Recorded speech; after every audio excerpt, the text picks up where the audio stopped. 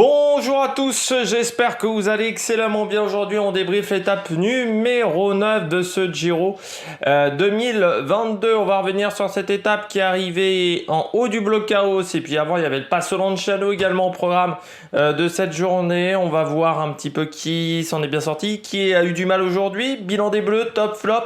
On fera un point en fin de vidéo sur le classement général également des principaux leaders.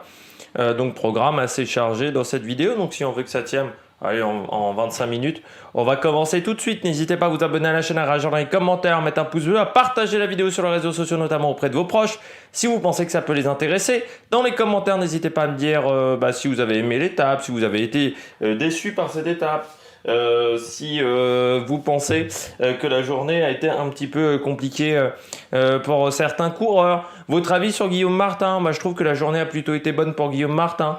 On reparlera là-dessus dans les commentaires et bien entendu pour peut-être un sondage sur Guillaume Martin, je ne sais pas.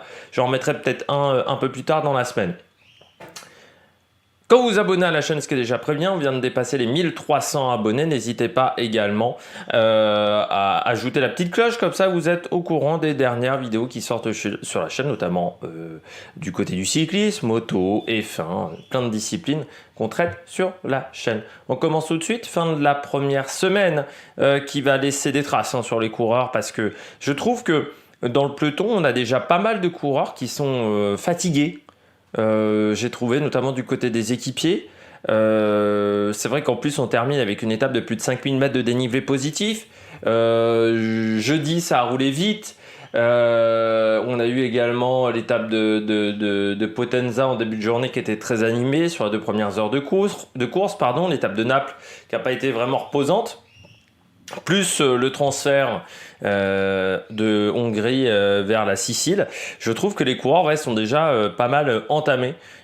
Et donc je pense que cette première semaine va laisser des traces, et quand tu sais ce que va être la 3e semaine, tu te dis comment certains coureurs vont finir ce Giro, ça va être compliqué. Étape que moi j'ai bien aimé regarder, avec une échappée en début de journée qui a mis du temps à sortir. Ça a encore été compliqué pour l'échappée, mais un bon groupe avec notamment Dombrovski, avec Sepulveda que j'avais mis en grosse cote aujourd'hui. C'est bien 2 jours d'affilée que ma grosse cote est dans les échappées, au moins. Avec Tef Sassion qui nous a fait une belle frayeur avec sa chute son tout droit dans la descente. Et puis derrière, une belle bagarre entre les leaders, avec on voit un top 5-6 coureurs devant qui sont en fait très proches. Ça va être très intéressant de voir sur la suite de la course comment cette hiérarchie va évoluer, si elle évolue ou non.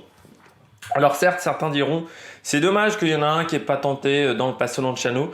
Moi je dirais qu'on est encore en première semaine, que le programme est très chargé en 3e semaine, et que j'ai envie de dire qu'on n'a pas voulu prendre le risque aussi d'avoir le poids de la course sur les épaules, parce que attaquer aujourd'hui, ça veut dire avoir le poids de la course sur les épaules, ce qui reste quand même un petit peu un problème sur le reste de la semaine.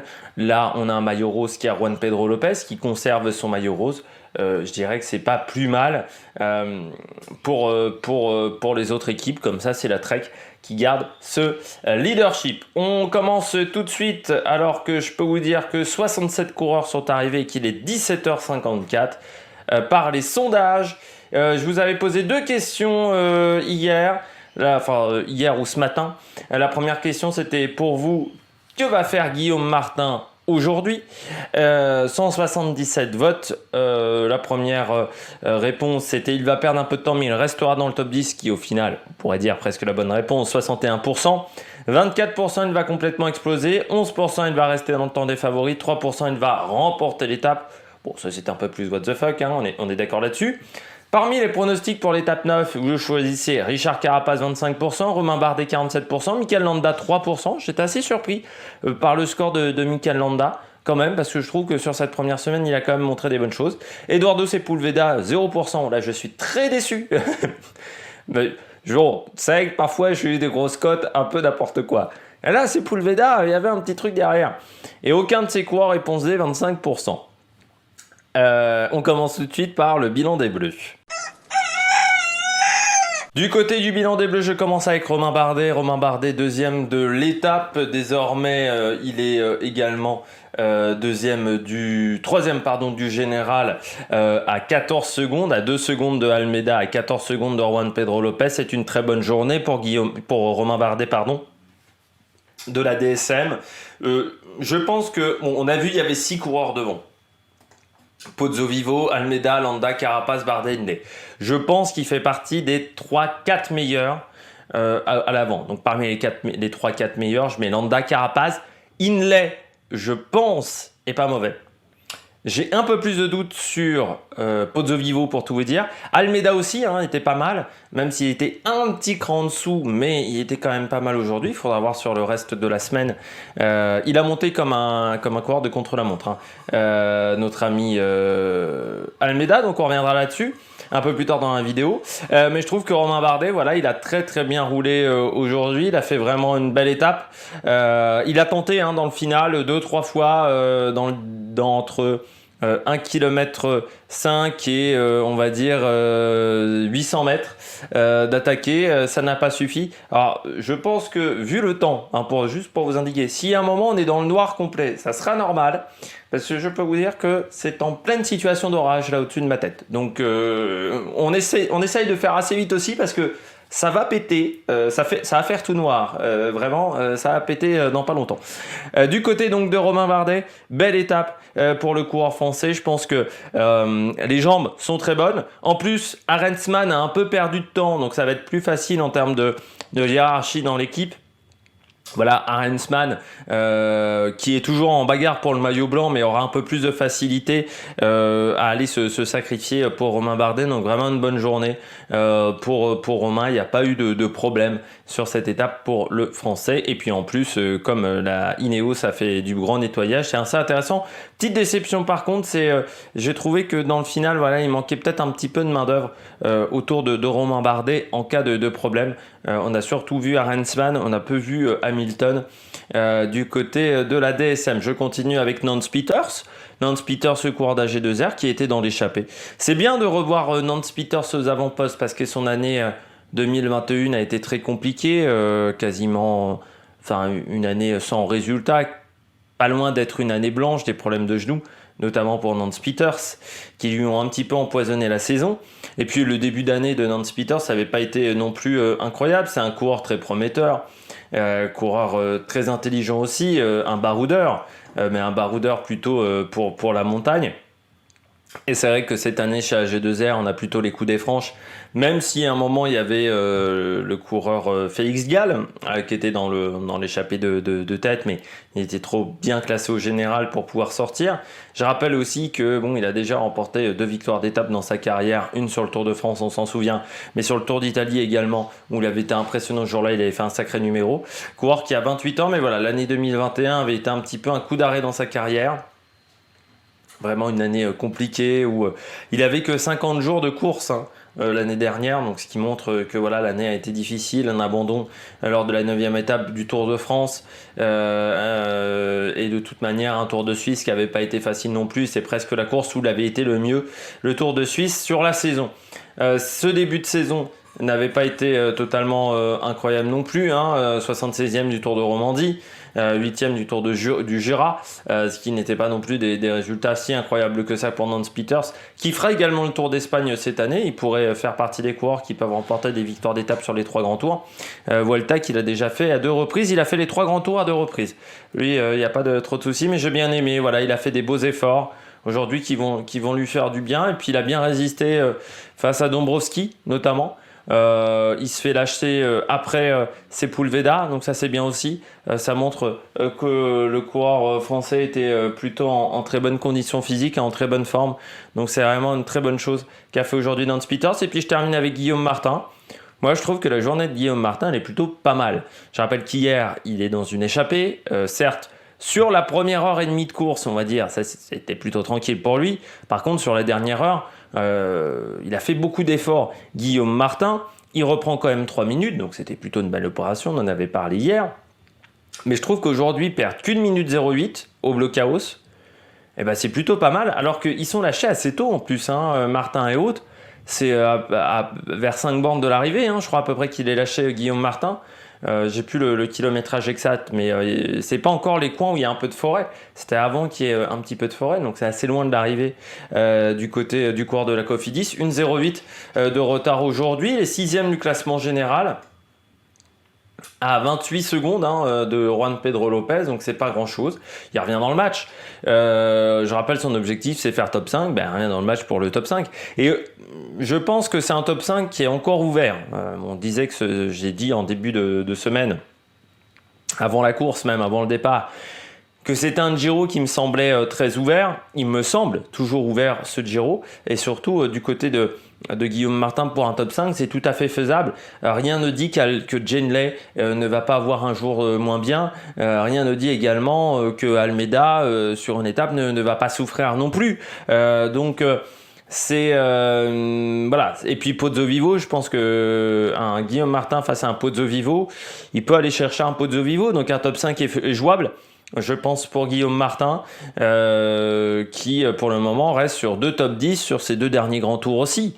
Sur les 2 derniers grands tours qu'il a effectués à Guillaume Martin, top 10. Ils sont pas nombreux à être dans cette situation. Donc c'est vraiment un coureur. Je suis assez surpris. Alors pour moi, c'est pas le meilleur grimpeur du monde, ça c'est clair et net. Par contre, je trouve que par rapport à ses qualités, Guillaume Martin, ses qualités naturelles, on va dire, ses qualités physiques, je trouve qu'il a quand même un beau palmarès. C'est quand même un coureur qui, 2 top 10 sur les grands tours, ils sont pas nombreux à avoir fait ça sur les 15 dernières années en France. On est tous d'accord là-dessus. Et je trouve qu'il est vraiment, c'est un coureur, voilà, pour une équipe comme Cofidis, qui correspond très bien, je trouve, au niveau qu'a Cofidis. Je trouve que les deux sont bien trouvés. Coureur en plus, qui est intelligent, bien entendu, études de philo, donc c'est vrai qu'il a une vision du monde qui est un peu différente. C'est souvent le cas pour les gens qui font philo, qui réfléchissent pas totalement de la même manière. Mais je trouve que voilà, à chaque fois en interview, c'est sympa, sa manière de parler. En plus, il a l'air d'avoir beaucoup de sens de l'humour et d'autodérision. Je l'ai vu notamment sur Twitter. Il a beaucoup de sens de l'humour avec des sites qui se moquaient de la Suisse normande, parce que c'est vrai qu'il y avait c'était Canal+, qui avait, au lieu de mettre le Tour de Romandie, qui avait mis le Tour de Normandie. Et donc certains avaient dit que ça existe, la Suisse normande. Alors je ne savais pas que ça existait. Et donc Guillaume Martin, qui est de ce coin-là, avait fait toute une explication, et plein d'explications également de philosophie, un coup avec des tweetos. Donc j'avais trouvé ça assez marrant. On passe tout de suite au coureur au top. Attaque de Marlou! Nous avons encore de la lumière pour la suite de cette vidéo. Est-ce que ça va tenir jusqu'au bonnet d'âne? Du côté des coureurs au top, je commence avec Genley, vainqueur du jour. Ça fait du bien de revoir Genley. Là aussi, je parlais de Nance Peters, mais Genley aux avant-postes. Alors l'année dernière, première partie de saison très compliquée. Il avait déjà fait un bon Tour de Pologne, où il avait fini 7ème, Tour de Pologne qu'on n'avait pas suivi. On va essayer de le suivre cette année, mais bon, en août, je vous promets rien. Il y aura peut-être un moment, une petite pause. De récupération d'énergie au mois d'août peut-être. Du côté de Genley, très belle étape. Alors il profite sur la fin. Il a été très bon en tactique. Premièrement, il profite du travail d'Almeida. C'est-à-dire que Genley fait partie des coureurs avec Pozzovivo qui se retrouvent dans le deuxième groupe. Vous avez le groupe Bardet, Carapaz, Landa, et vous avez un deuxième groupe qui était maximum à 20 secondes de retard. Lui, il profite donc totalement du travail d'Almeida.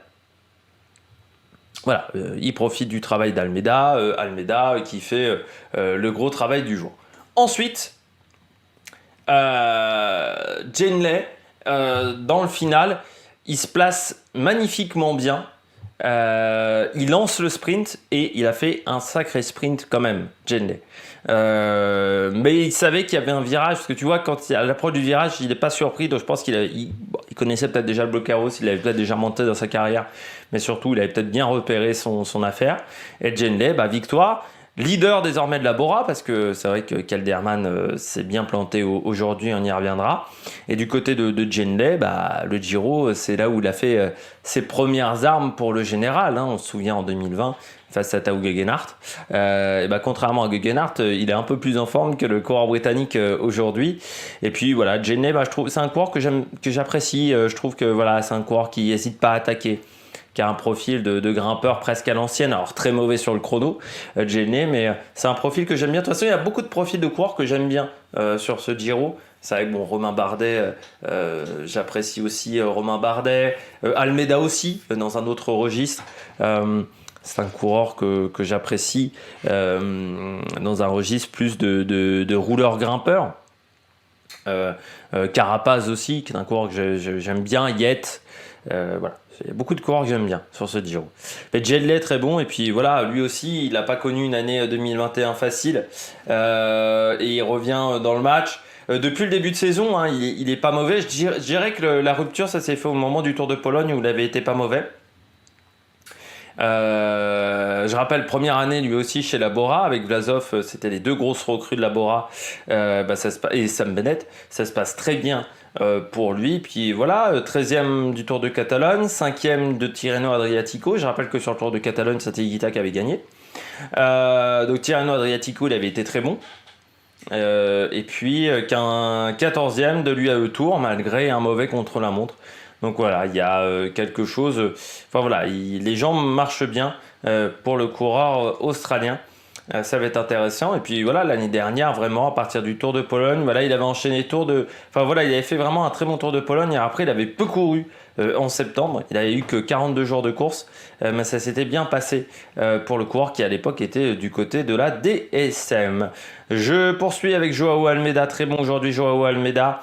Qui finit 5e de l'étape, qui s'est accroché. Aujourd'hui, Almeida, c'était pas simple. Voilà, il a fait beaucoup d'efforts. C'est pour ça que je mets Bardet, Carapaz, Landa avec Hindley et que je mets Almeida un peu derrière pour moi. Mais pour le maillot blanc, déjà, c'est la bonne opération du jour. Hindley parce qu'il revient à 12 secondes de Juan Pedro Lopez. Deuxième du général également à 12 secondes. Il y a peut-être un peu plus de certitude, même s'il faudra battre Juan Pedro Lopez. Mais il y a peut-être un peu plus de certitude avec Almeida. Et puis lui aussi, il a besoin de prouver des choses chez UAE. Il vient d'arriver chez UAE, il a envie de marquer son territoire un petit peu, Joao Almeida, par rapport à Pogacar. 3e du Tour de Catalogne, 8e de Paris-Nice, où j'avais dit c'est vrai que son début de saison, malgré des résultats comptables qui sont bons, 5e de l'UAE Tour, 8e de Paris-Nice, 3e du Tour de Catalogne, mais j'avais dit sur Paris-Nice, je ne l'avais pas trouvé très bon, et sur le Tour de Catalogne, je ne l'avais pas trouvé non plus excellent. Almeida, je ne l'avais pas trouvé fantastique.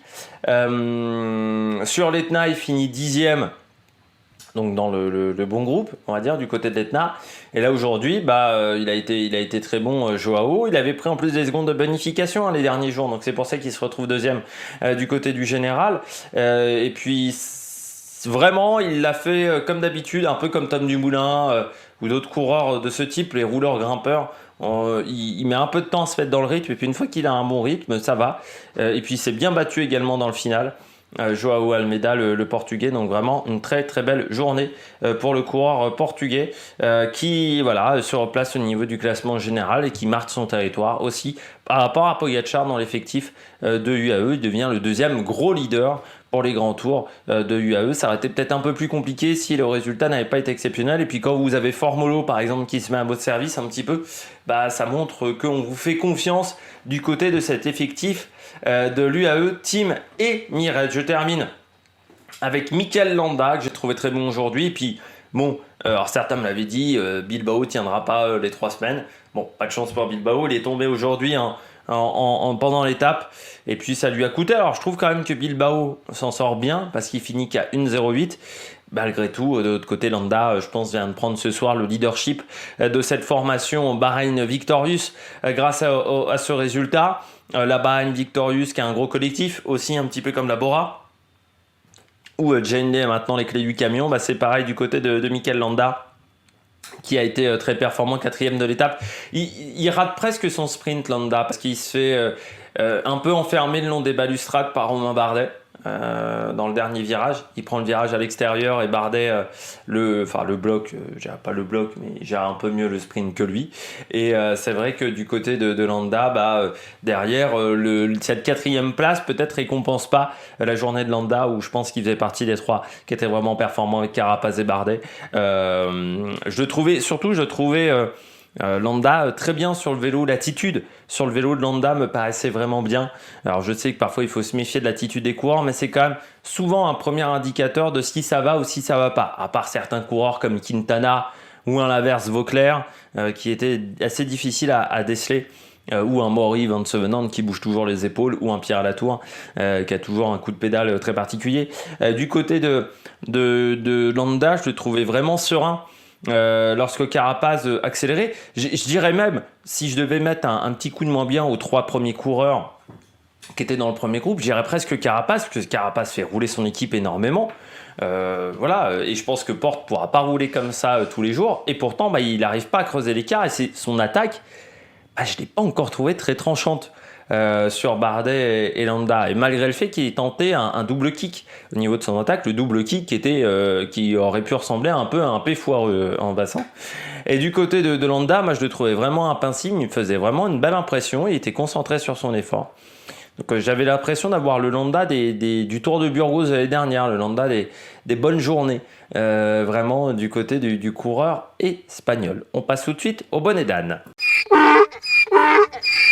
Je termine avec les bonnets d'âne. Nous avons encore de la lumière, même si le ciel est de plus en plus noir. Désormais il pleut, si vous voulez savoir des informations sur les conditions climatiques par chez moi.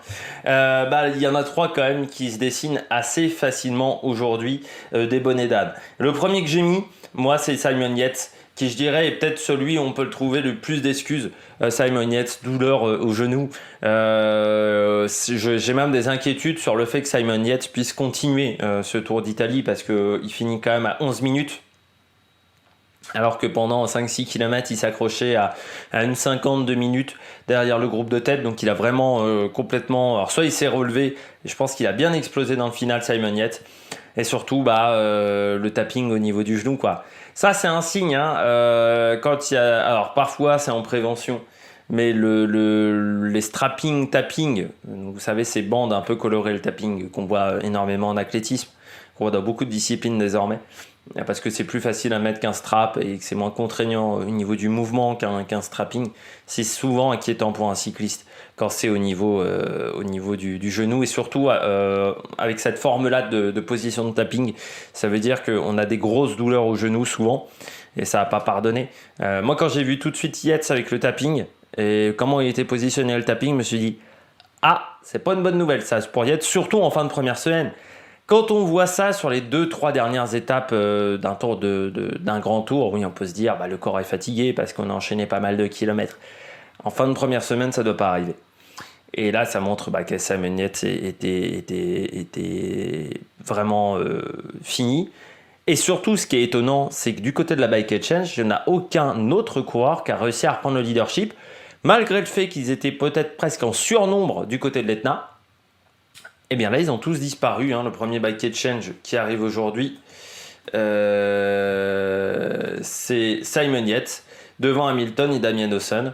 Donc là aussi, c'est un peu une contre-performance, parce que on avait vu quand même des bons coureurs du côté de l'Etna. Ils étaient 3 ou 4, je crois, en haut de l'Etna dans le premier groupe, et il y en avait un, je crois, qui avait été lâché dans les 2 derniers kilomètres. Donc ça montrait que du côté de Bike Exchange, on était en forme, qu'on avait des bons coureurs.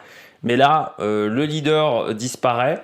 Et plus personne n'arrive à prendre la suite. Ce qui est quand même dommage, c'est que je pense que, en interne dans l'équipe, on savait que Simon Yates, physiquement, c'était pas top. On aurait dû dire à un Hamilton ou un autre si Simon n'est pas en forme, eh bien, tu deviens leader de l'équipe et tu t'accroches au maximum. Parce que là, au final, pour le classement général dans cette équipe, ça risque de faire quand même un 0 pointé. Surtout que Simon Yates, ça m'étonnerait que ça aille de mieux en mieux. Je dis toujours, sur un grand tour, c'est quasiment impossible de se refaire la cerise sur un grand tour.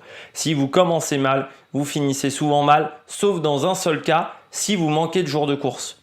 Ou parfois, au fur et à mesure des étapes, ça va aller de mieux en mieux parce que vous n'avez pas assez couru et que vous avez besoin de quelques jours pour vous remettre dans le rythme. Mais quand tu as un problème physique, ça ne va pas s'améliorer. Un grand tour, c'est exigeant physiquement, surtout au niveau du genou. C'est quand même peut-être l'endroit le plus sollicité par un coureur cycliste. Je poursuis avec Kelderman. Alors là, c'est un peu la surprise Kelderman. On ne l'a pas vu sur les images, Kelderman. Je peux même pas vous dire à quel moment il a été lâché. Un moment, il a eu un problème mécanique, il a eu une crevaison Kelderman. C'était au pied du Lanciano. Il est revenu dans le groupe de tête. À l'époque, à ce moment-là, la course ne s'était pas totalement lancée. Et puis après, il a complètement disparu de la course. Kelderman. C'est dommageable. En plus, chez Bora, on sent qu'il y a un peu un remaniement chez Bora avec l'arrivée de Vlasov, l'arrivée de Janeley, Bourman qui a l'air d'être de mieux en mieux parce qu'aujourd'hui 7e, Bourman. Kamna qui monte en puissance d'année en année, malgré lui aussi, il a connu une année 2021 un peu compliquée, mais il a retrouvé totalement les qualités. Ah, ça tape pas loin, hein, comme je vous le disais. Je sais pas si c'est entendu dans le micro. Elle va peut-être être dure à mettre en ligne ce soir, cette vidéo. Mais du côté de Kelderman, en termes de hiérarchie au niveau des leaders, forcément, ce mauvais résultat n'est pas terrible. Surtout que Kelderman, on avait dit, hein, c'était un peu l'Arlésienne de ce début de saison. On l'avait peu vu et on l'avait peu vu en forme. Kelderman, eh bien il y a un moment ça ne trompe pas sur un grand tour, hein. Si on t'a pas vu depuis le début de saison, c'est rare que tu arrives à ressortir à retrouver ton niveau de derrière les fagots, on va dire, si t'as rien montré depuis le début de saison. Kelderman il a rien montré, un peu comme Tom Dumoulin, j'ai envie de dire, en montagne, et ça n'a pas suffi pour Kelderman. Mais c'est vrai que dans le remaniement, on va dire un petit peu de la Bora, avec Higuita également, ça fait un peu tâche pour Kelderman, surtout que c'est pas un coureur qui est incroyable pour un sponsor. C'est un coureur qu'on voit très peu, même quand il fait des bons classements généraux. Kelderman, on le dit toujours, c'est un peu un épicier. Kelderman, il me fait penser à un pilote du Dakar. Il me fait penser à Giniel de Villiers. Giniel de Villiers, il a gagné le Dakar 2009, le premier en Argentine. Mais Giniel de Villiers, il est depuis 20 ans sur le Dakar. Il n'a pas un palmarès si incroyable que ça, parce qu'il n'a pas une grande pointe de vitesse. On l'appelle un peu le facteur ou l'épicier du côté du Dakar, parce que c'est un pilote qui suit tout le temps, qui fait parfois un coup d'éclat, 2 coups d'éclat avec des coups de navigation, mais c'est pas le pilote le plus rapide. Et Kelderman, c'est un peu ça, c'est-à-dire il suit tout le temps, mais il est rarement à l'attaque, aux avant-postes. Et pour un sponsor préfère un coureur comme Janeley aujourd'hui qui gagne, ou un Simon Yates même, qui est, alors certes il y a des jours où il n'est pas au top, mais qui est capable de faire des grands exploits, qu'un Kelderman qui est un petit peu l'homme invisible. Et là, aujourd'hui, Kelderman, c'est sûr que pour la Bora, il préfère mettre en avant Vlasov, Janeley, Higuita, qui sont plus sur des profils d'attaquants, qu'un Kelderman. Et en plus, si Kelderman ne performe pas derrière, c'est pas tip-top pour le coureur néerlandais. Je termine avec Ciccone. C'était la dernière chance pour Ciccone. On l'avait dit en début de Giro, c'était la dernière chance. Et je crois que déjà, quand même, on n'y croyait pas des masses. Je l'avais dit, hein, cette composition d'équipe était un petit peu surprenante du côté de la Trek, parce que je vous avais parlé lors de notre présentation d'équipe de Juan Pedro Lopez et de Mollema, et j'avais dit, on a quand même plusieurs cartes pour jouer le général. On mise pas tout sur Ciccone. Alors autant aujourd'hui, Juan Pedro Lopez perd une 46, mais il garde le maillot rose, ce qui est plutôt une bonne nouvelle pour lui, parce que à partir de mardi, on est quand même sur des étapes un peu moins difficiles pendant 2-3 jours. Et Ciccone, il a craqué dès le départ. Lui, on l'a bien vu quand il a craqué. Il a rien pu faire sur cette étape. C'est la déception. Giulio Ciccone, et puis maintenant il fera l'équipier chez Trek, ou on le reverra peut-être dans des équipes italiennes un peu moins cotées. Mais c'est vrai que ces 2 années où on a tenté quand même, mais l'année dernière il y a ces 2 abandons, et ça lui coûte très cher, l'abandon sur le Tour d'Espagne, encore plus que sur le Tour d'Italie. Et puis là derrière, oui, ce Giro où il est à côté, mais il fait pas un grand début de saison non plus, Ciccone, en ce début d'année. Giulio Ciccone, une 7e place sur l'étape 3 du Tour de Catalogne, où il finit 21e. 10e du Tirreno Adriatico, mais j'avais dit, il m'avait pas marqué plus que ça sur Tirreno. Et sur le Tour de la Communauté de Valence, 8e. Mais il n'y avait pas non plus une start list d'un niveau, d'un grand tour. Et c'est dommage, parce que c'est un coureur qui à la Bardiani nous avait émerveillé ses premières années à la Trek, où c'était un serial baroudeur. Il a tenté de devenir un leader, ça n'a pas marché.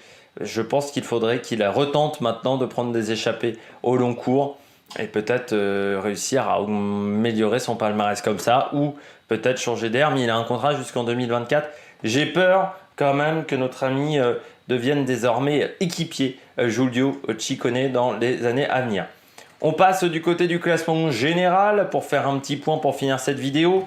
Juan Pedro Lopez en tête avec 12 secondes d'avance sur Joao Almeida. On a Romain Bardet à 14 secondes, Carapaz à 15, Jane Lay à 20 secondes. On retrouve ensuite Guillaume Martin à 28 secondes, Landa à 29, Pozzo Vivo 54 secondes qui a fait une belle étape aujourd'hui. J'en ai pas parlé, j'ai pas pu parler de tout le monde, mais Pozzo Vivo a fait une très belle étape. Bourman, donc 9e à 1,09, Bilbao 1,22, Valverde 1,23, Arensman 1,27 et Nibali 3,04 qui a fait également une belle journée. Nibali devant Yann Hirt, Kanna, Richie Porte, Hugh Carty beaucoup plus en difficulté, Fortunato qui est bien revenu aussi aujourd'hui, belle étape de Fortunato, Ivan Sosa pas incroyable, et Samoumen qui clôture ce top 20, Ciccone 22e à plus de 10 minutes.